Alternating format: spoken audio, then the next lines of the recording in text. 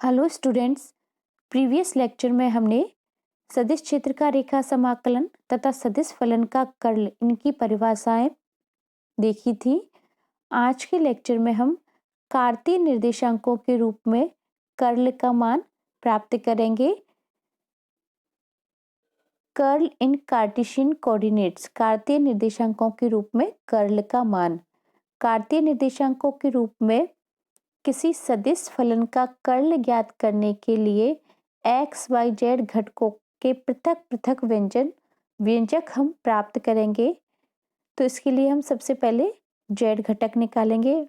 उससे पहले हम देखते हैं, सबसे पहले इसके लिए हम एक बंद पथ लेते हैं।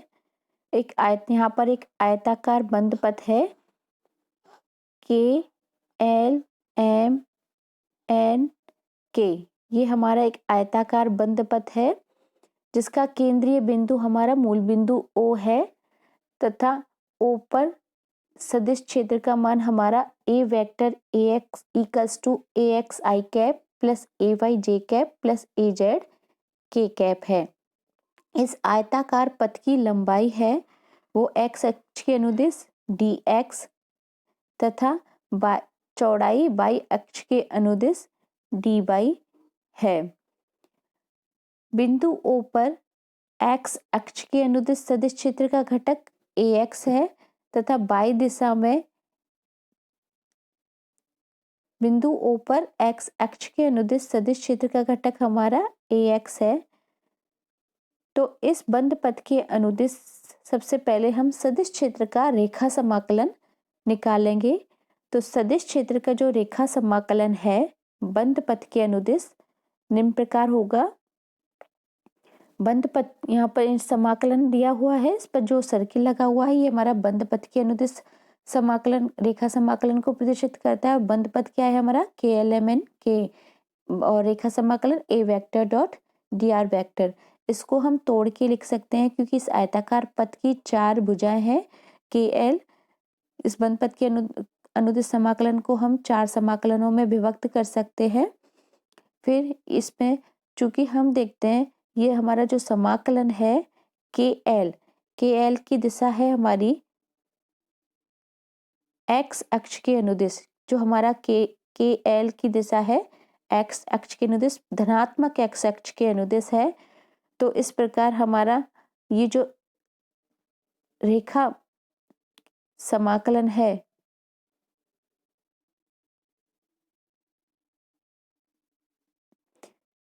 जो हमारा सदिश क्षेत्र का रेखा समाकलन है A vector dot dr vector.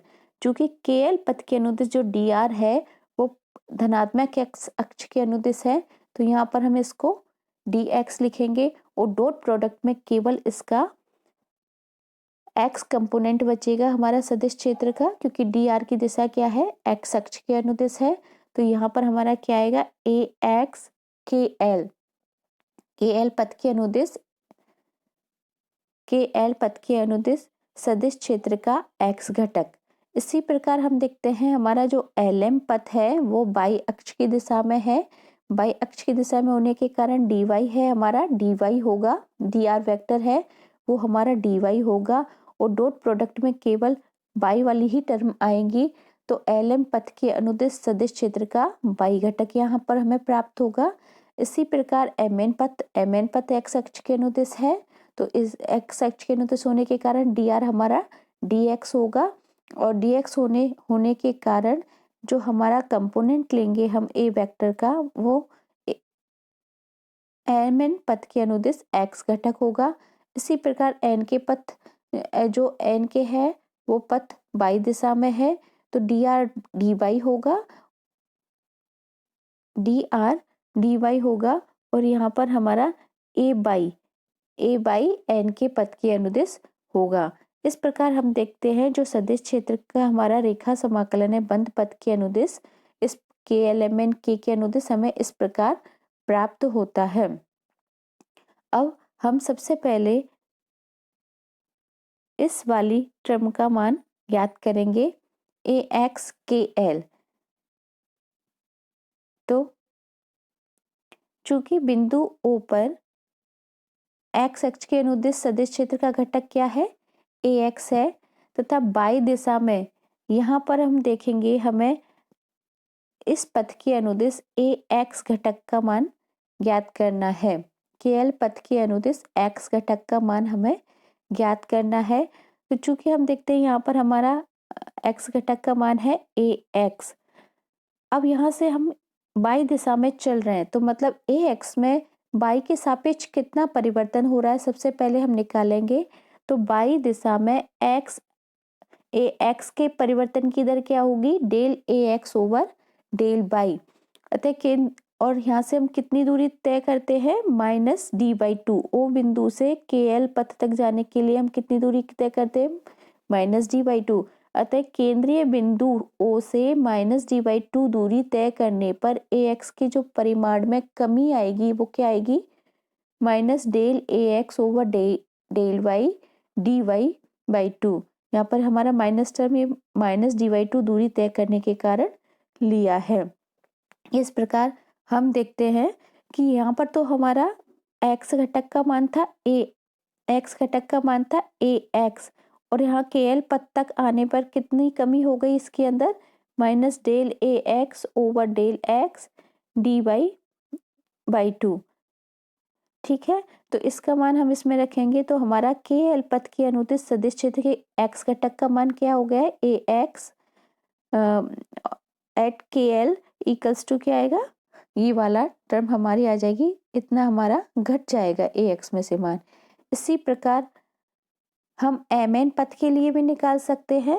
M N पथ के लिए ए एक्स का घटक क्या होगा, चूंकि यहाँ पर हम देखते हैं यहाँ पर तो हमारा मूल बिंदु ओ पर एक्स घटक का मान है ए एक्स, और बाई दिस एम एन पथ के लिए भी जाने पर हमें क्या होगा, बाई के सापेक्ष परिवर्तन की दर निकालनी पड़ेगी, del A X over del Y X घटक में बाई के सापेक्ष परिवर्तन की दर।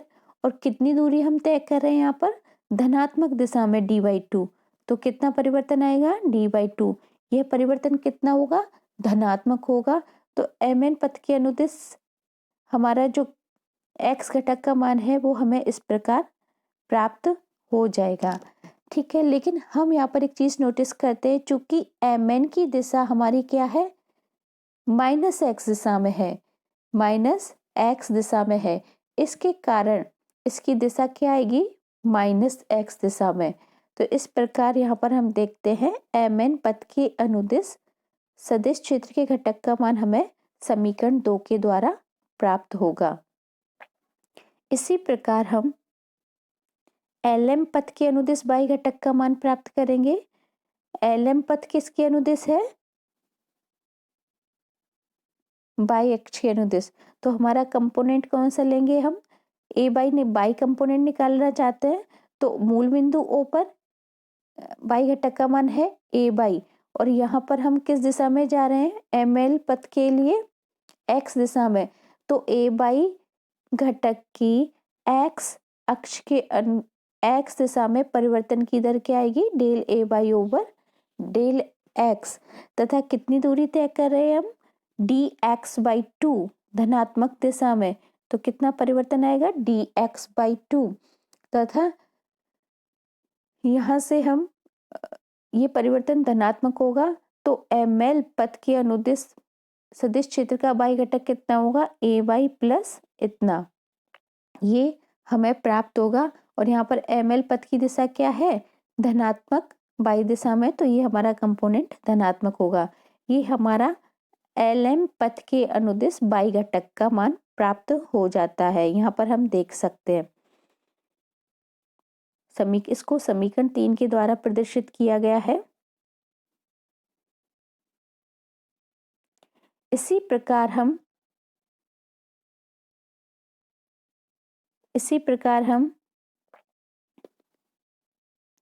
एन के पथ के अनुदिश बाई घटक का मान प्राप्त कर लेंगे। एन के पथ के अनुदिश बाई घटक का मान क्या प्राप्त होगा, ए बाई एन के इक्वल्स टू माइनस, यहाँ से चूंकि एन के पथ की दिशा क्या है, माइनस बाई दिशा में, एन के पथ की दिशा, तो यहाँ पर हमारा साइन क्या आएगा, माइनस आएगा। और चूंकि हम यहाँ पर हम माइनस दिशा में बढ़ रहे हैं एन के पथ के लिए मूल बिंदु से, तो माइनस dx/2 दूरी तय करते हैं, तो जिसके कारण इसमें ay घटक में कमी आएगी। इस प्रकार हम एन के पथ के अनुदिश y घटक का मान समीकरण 4 के द्वारा प्रदर्शित करते हैं। इस प्रकार चारों घटकों का मान प्राप्त हो गया और हम पूर्व में वर्णन कर चुके हैं कि बंद पथ के अनुदिश सदिश क्षेत्र रेखा समाकलन को ऐसे विभक्त किया था चारों भुजाओं के अनुदिश, और इस प्रकार यहाँ पर हमारे कंपोनेंट्स आए थे क्योंकि यहाँ पर हमारा अदिश गुणनफल है। यहाँ पर हम चारों के मान रखेंगे ax ay दोनों KL पथ, LM पथ और MN पथ और N के पथ के अनुदिश, तो इनके मान रखेंगे और ऐड कर देंगे। ऐड करने पर हम देखते हैं कि हमारी ये टर्म्स बचती हैं, जहाँ पर हम dy2 टर्म को ऐड कर लेते हैं और dx/2 की टर्म्स को भी कॉमन लेके ऐड कर लेते हैं। लास्ट में हमारा आता है इक्वेशन 5, जो हमारा लास्ट समीकरण आता है, समीकरण 5। यहाँ पर हम देखते हैं कि KLMN के पथ के अनुदिश सदिश क्षेत्र का रेखा समाकलन हमें ये प्राप्त होता है। चूंकि ये पथ जो लिया है हमने वो हमारा XY तल में है, XY तल में है। इस तल के लंबवत जो दिशा होगी वो क्या दिशा होगी? Z दिशा में। तो कर्ल की परिभाषा से Z दिशा में KLMN पथ XY तल के लंबवत में कर्ल का घटक क्या होगा? Curl of A vector Z component है। चूंकि हमने जो अभी तक ये निकाला है वो कर्ल का Z कंपोनेंट आएगा, क्योंकि जो हमने तल लिया है वो XY तल है और इसके लंबवत दिशा क्या है? Z। तो ये हमारा Z घटक को निरूपित कर लेगा। इस प्रकार curl of Z component of curl of A vector equals to क्या होगा? ये इसके परिमाण को प्रदर्शित करता है। तो परिमाण को हम इस प्रकार से भी लिख सकते हैं, और जहाँ पर हम अब डेफिनेशन का यूज करेंगे कर्ल की लिमिट सीमांत मान dx dy टेंस टू 0 और इस रेखा समाकलन तथा इस पृष्ठ तल के क्षेत्रफल का अनुपात। यहाँ से हम मान रखेंगे पृष्ठ तल का क्षेत्रफल क्या है? dx dy।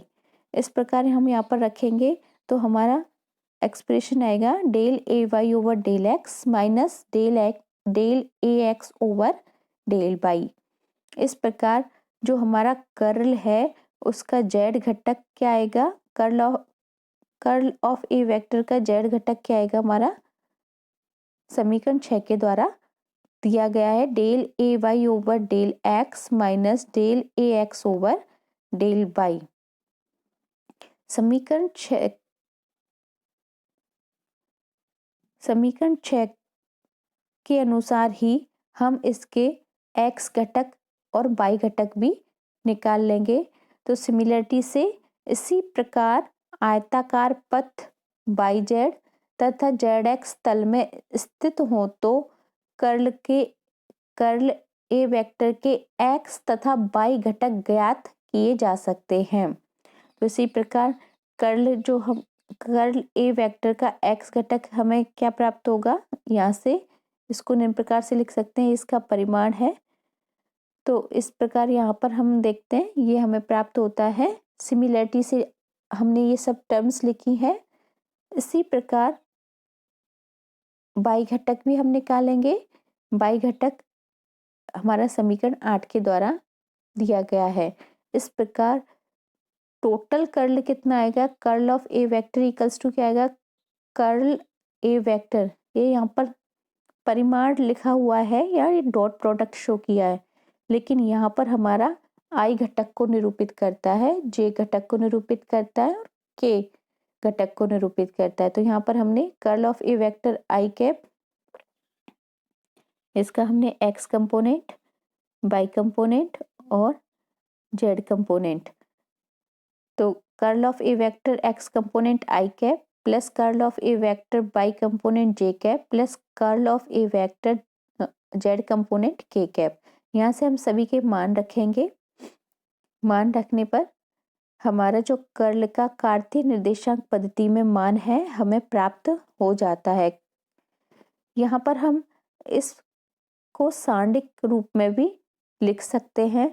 तो सारणिक रूप में कर्ल को व्यक्त निम्न प्रकार से कर सकते हैं, चूंकि I cap, J cap, K cap, del over del X, del over del Y, del over del Z, A X, A Y, A Z. अगर हम इस सारणिक का परिमाण ज्ञात करें तो इस सारणिक को हम खोलेंगे तो हमें ये तीनों टर्म प्राप्त हो जाएंगी।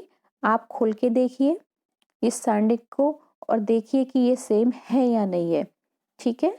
उपरोक्त सारणिक को सदिश गुणनफल के रूप में भी हम निम्न प्रकार से लिख सकते हैं। इस सारणिक को हम सदिश गुणनफल के रूप में भी आता है ना आपको व्यक्त करना, आप इस प्रकार व्यक्त कर सकते हैं, क्योंकि ये क्या है, हमारा डेल संकारक को निरूपित कर रहा है। ये वाली टर्म हमारी डेल संकारक को निरूपित करती है और ये हमारी ए वेक्टर को निरूपित करती है। तो हम सदिश गुणनफल के रूप में व्यक्त कर सकते हैं।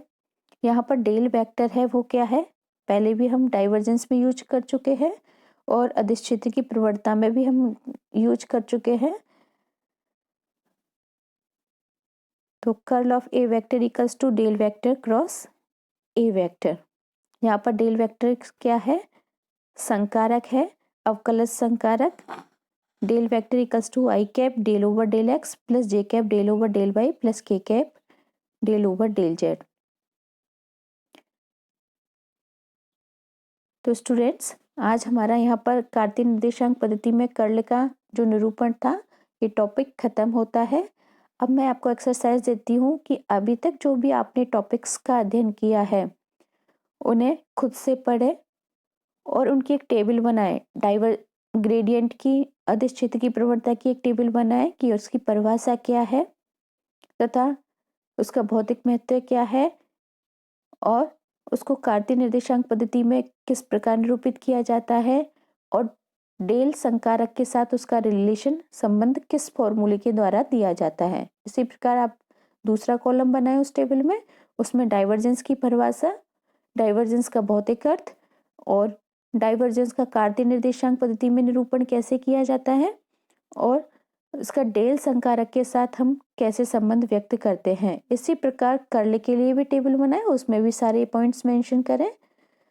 नेक्स्ट लेक्चर में हम गॉस डाइवर्जेंस प्रमेय, कर्ल स्टोक्स प्रमेय, इनका अध्ययन करेंगे। धन्यवाद।